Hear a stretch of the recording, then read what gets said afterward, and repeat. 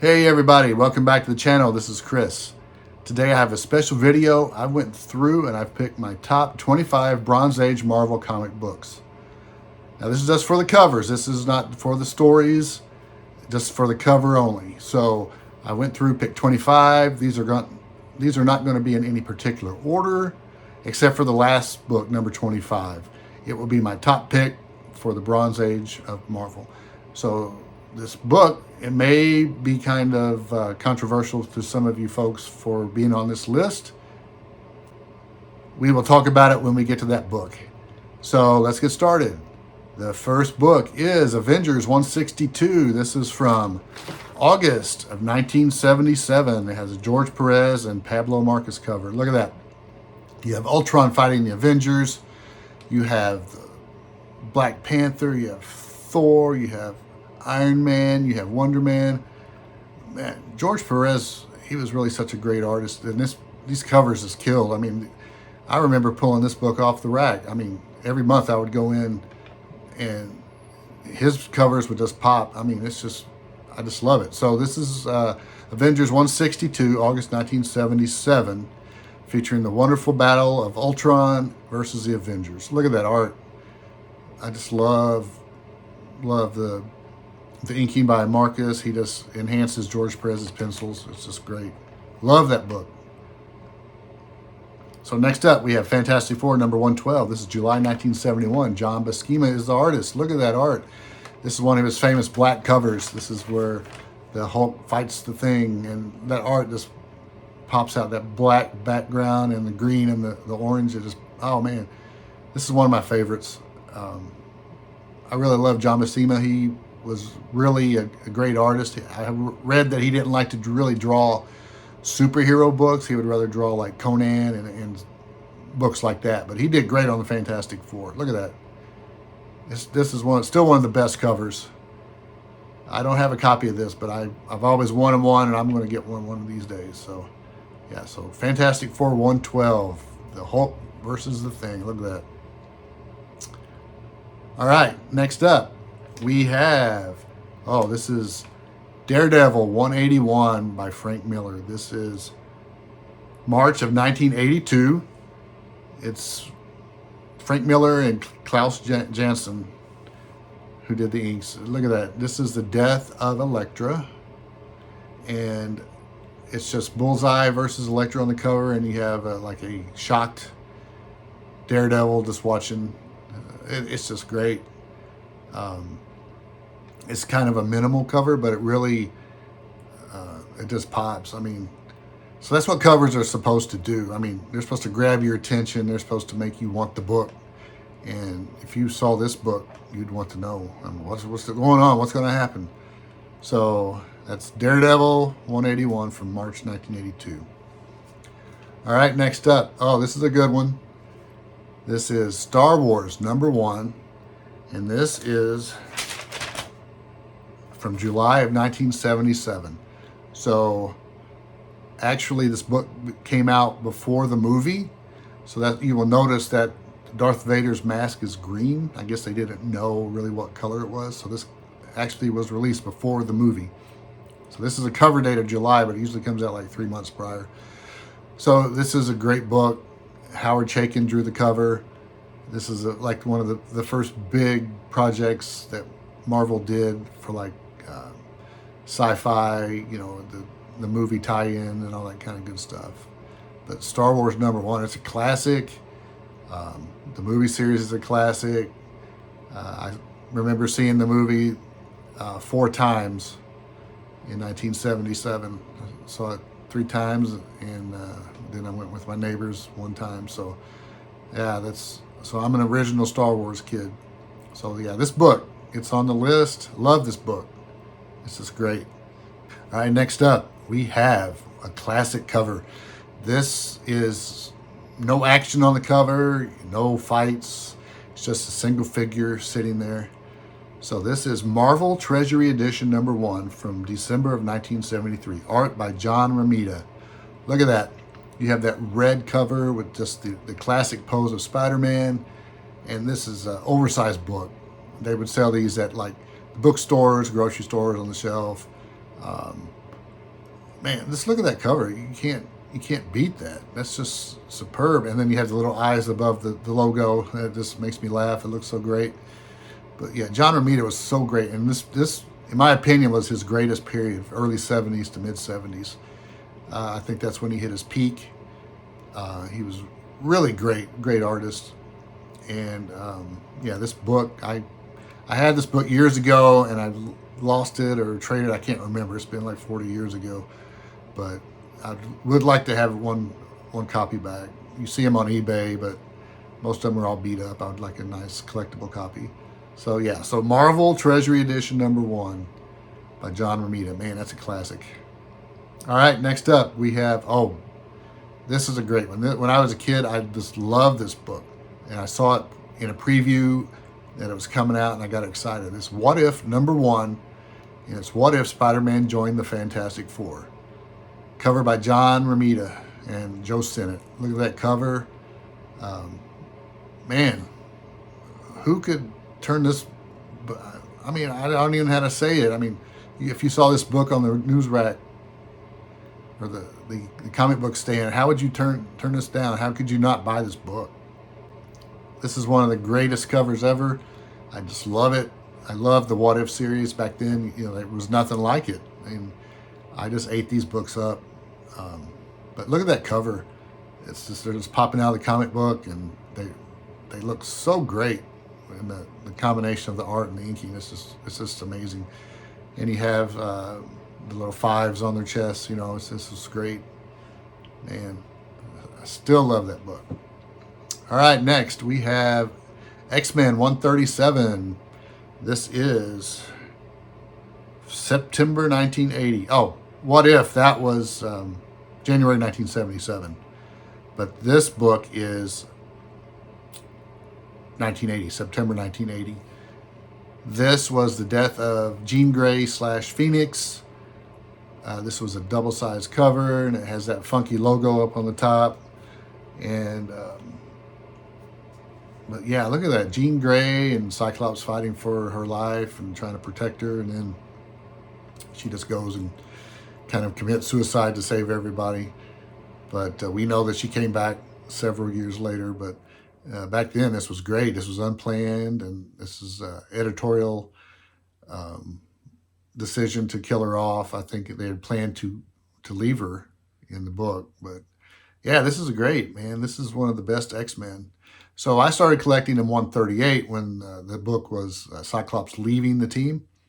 And I bought that book, and it was a retrospective of the whole series before. So that made me want to go buy these books. So I started to collect X-Men after that. But yeah, this is a great one. X-Men 137, double-sized book, Death of Jean Grey / Phoenix. It's a classic. Look at that cover. All right, next we have, oh man, this one is great. This is the Hulk 197 issue by Bernie Wrightson. This is a first part of a two-part series. The Collector kidnaps the Hulk and Man-Thing and some other characters, and they do fight. So look at that. Bernie Wrightson, he didn't do that much Marvel work, but this is a great one. It's just, like I say, covers are supposed to pop. They're supposed to make you want to grab the copy and read it. And this is it, man. Look at that. Man-Thing versus the Hulk, and the Collector back there cheering it on. Man, that's a great cover. It's one of my favorite Hulk covers of all time. I just love it. Man, he could really draw. He could draw the moody spookiness. Yeah, he's known for that stuff. He's great. Hulk 197. All right, next up. This is a cool one. Back in the 70s, you didn't really see these kind of characters, but what do you think about a talking duck? This is Howard the Duck #1, and Frank Bruner was the artist, January 1976. And look at that. You have a Spider-Man appearance. This isn't Howard the Duck's first appearance, but he got his own book, and he was popular for a long time. He kind of looked like a sad Donald Duck. I think he had to change his appearance from a lawsuit from Disney.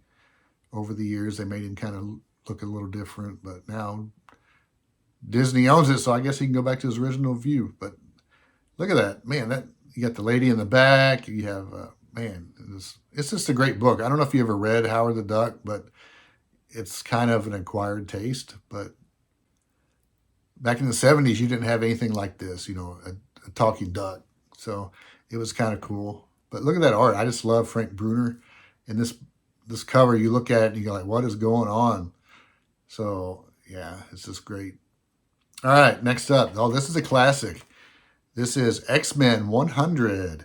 And this is from August of 1976, covered by Dave Cockrum. This is a classic old X-Men versus new X-Men. Look at that.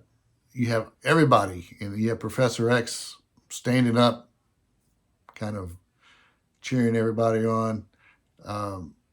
It's a great cover. You have them in original costumes. It's just great. I mean, whoever thought of this story, I guess it was Chris Claremont. I don't know, but man, it's a great cover. I just love it. It's one of my favorite all-time X-Men covers. All right, so next up, I don't know if you guys will agree with this, but this next book, it just kind of just sticks in my mind for being one of my favorites. It's Defenders number 13. And this is from April of 1974. It's a Gil Kane cover. It looks like he just penciled and inked it. You have the Squadron Sinister, which became the Squadron Supreme. But look at that. You have the Hulk versus the Hyperion.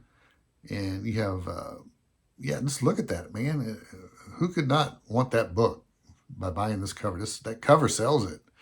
And of course, Gil Kane did a lot, but if you've tuned in, you know I really don't care for his pencils. But this was a good one. I do like this cover. Yeah, man, Defenders. I think it was very underrated.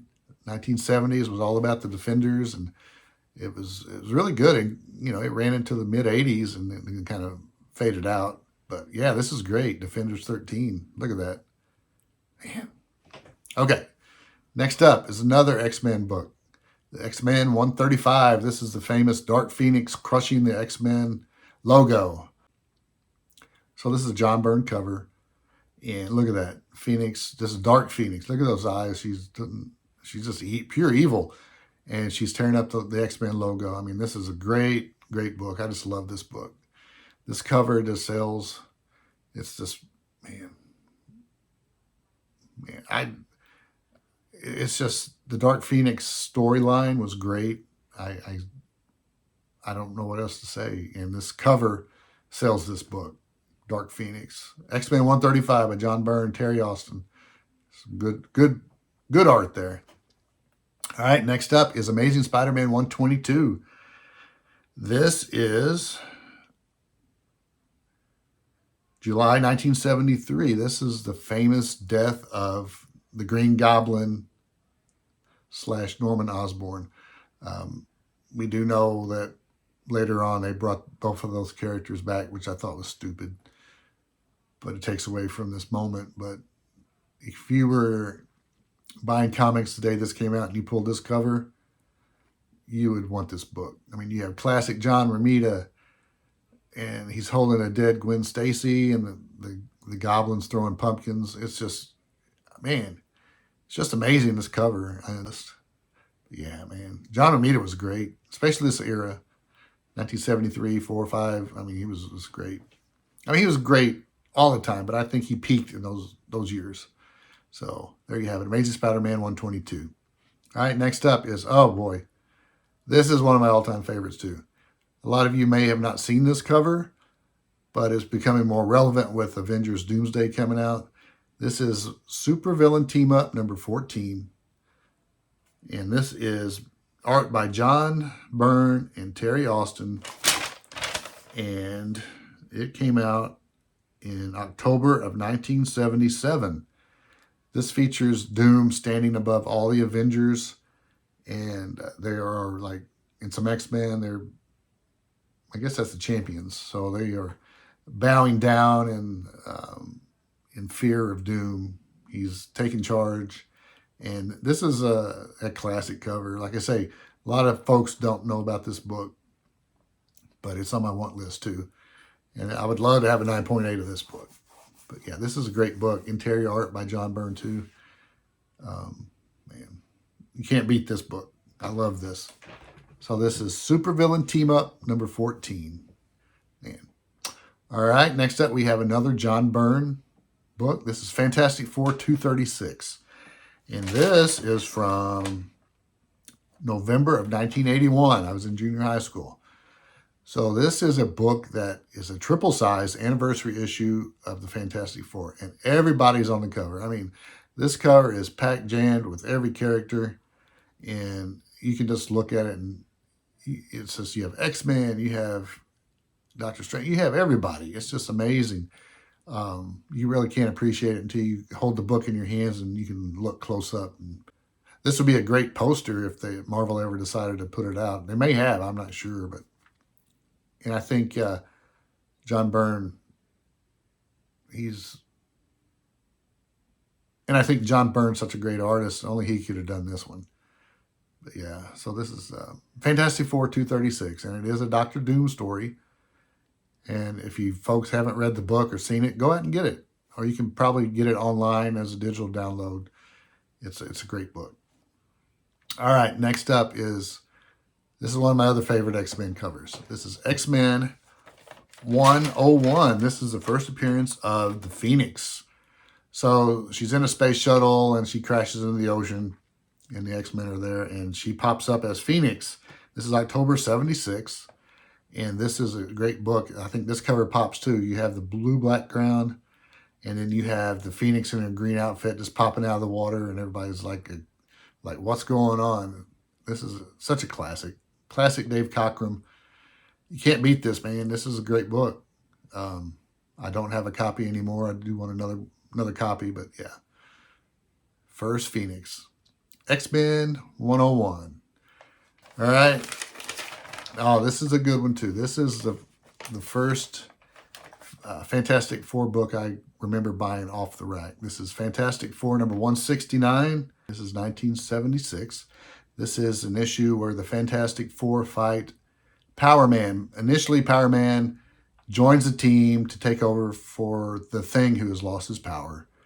And in the cover, it's by Rich Buckler.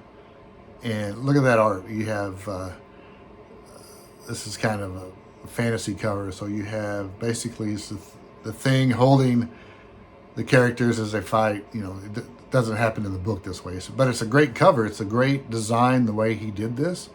It just shows you can have a different layout than what's in the book and still sell the book by its cover. I just love this book. Plus it has a black background. It's just amazing. I like it. This is the first Fantastic Four book I bought. It's a 3-story arc, and basically the Power Man gets defeated and all is well, but it's a great ride, those 3 issues. But yeah, this one here is Fantastic Four 169. If you guys haven't read it, go out and get it. The back issues are cheap. You can afford it. All right, that's that. All right, next is, now some say this is the first start of the Bronze Age. This is Conan number 1, art by Barry Windsor Smith, and this is from September of 1970. Look at that art. Back then, you basically had Kirby art, you had others, but this was something different. Barry Windsor Smith really had detailed work. A lot of people don't like it. A lot of it I don't like, but I do like this cover and some of the early Conan books. They're just great. But yeah, so this is Conan 1, first real Bronze Age book. And I just love this book. I don't have a copy anymore. I may try to get a copy, but yeah. Conan 1, that's a good book. All right, next up. Now this is a favorite of mine. This is Giant Superhero Team Up, which is Marvel Treasury Edition number 9 from August 1976. It features a great cover. This image is what sold the book. Look at that Hulk. This shows the Hulk in all his mighty. Look at those muscles. He's about to smash down on Thor. This is a reprint book, and these are oversized treasuries were sold at grocery stores and bookstores. And I saw these advertised in the Marvel bullpen in the ads in the comics, and I saw this book come in, and I just fell in love with the cover. And look at that. You have that dark blue background, and you have the green just pops out, and you have all those people fighting. And the layout is by Gil Kane with inks by John Romita. John Romita really saved it. I just love it, man. These team up, these treasury books are really underrated in my opinion, and I just love this. All right, so let's see. Next up this is one of the most famous covers of the Bronze Age. This is X-Men 141, which is Days of Future Past. And it shows a lot of the X-Men, and they've either been killed, captured, and this is such a classic cover. I mean, I remember pulling this one off the rack at 7-Eleven. It just popped. I mean, you knew it was special. But yeah, X-Men 141 Days of Future Past became a movie. They've had a couple of sequels in the comics, which weren't as good. Nothing as good as the original storyline. But yeah, X-Men 141 by John Byrne and Terry Austin. And this came out in January 1981. I was in middle school, I think. Yeah, because 7-Eleven was right around the corner from the middle school. So, yeah. So there you have it. X-Men 141, 1981. That's a good one. All right, we're down to the last 5. All right. I like this next book. You guys may not like it, but it's Avengers 158. This is from April 1977, and it's by Jack Kirby. It is the Vision versus Wonder Man. So basically, in the story, Wanda and Simon, they're kind of talking and chit-chatting, and the Vision, who's a robot, android, gets jealous, and he just beats the crap out of Wonder Man, and it's a great battle. Interior arts by Sal Buscema, and it's just great. If you guys can pick this book up, do it, or if you can see it online somewhere, it's just great. That it's funny, a lot of these Kirby covers, he didn't draw the interiors, so a lot of times they kind of lack perspective of what was going on. But this one is really dead on. It's just a big fight, and it's in that Wonder Man era where he has the costume I like, his original costume. So yeah, check this book out if you can. This is a great read. The cover is great. It sells the book. I loved it. Still love it. That's why it's on this list. All right, so that's Avengers 158. All right, next up, very sought after, very expensive, is Giant Size X-Men #1.